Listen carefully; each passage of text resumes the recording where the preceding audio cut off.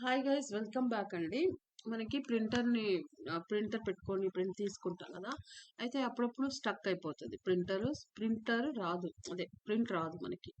So అప్పుడు మనం ఏం చేయాలంటే, మనం ఏం చేస్తాము, ప్రింటర్ రావట్లేదు ఏం అవ్వట్లేదు అని చెప్పేసి టకటక మనం అక్కడ రిపేర్ చేసే వాళ్ళ దగ్గరికి వెళ్ళిపోతాము, చేయించుకుంటాము. సో అట్లా కాకుండా ఒకసారి ఇలా టెస్ట్ చేయండి ఫస్ట్ అయితే. డెఫినెట్గా వస్తుందండి. ఒకవేళ ప్రింటర్ మీకు రాకపోయినట్టయితే ఏం చేయాలంటే, మీరు ఇలా సెట్టింగ్లోకి వెళ్ళండి. ఓకే, సెట్టింగ్లోకి వెళ్ళిన తర్వాత I can choose here.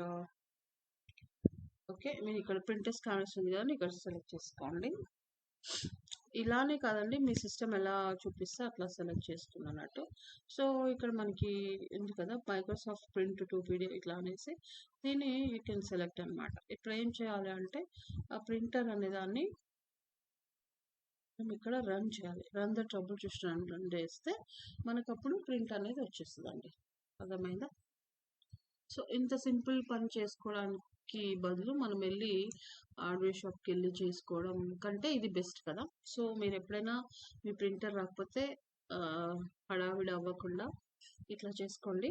Me printer work అవుతుంది, చూసుకోండి. మీరు ఖచ్చితంగా మీ ప్రింట్ మళ్ళీ వచ్చేస్తుంది నార్మల్గా. సో ఇదండి, మీకు నచ్చితే సబ్స్క్రైబ్ చేసి లైక్ చేసి మీ ఫ్రెండ్స్ కూడా షేర్ చేయండి. మరిన్ని వీడియోస్ మనం ముందుకు తెద్దాం. Thank you.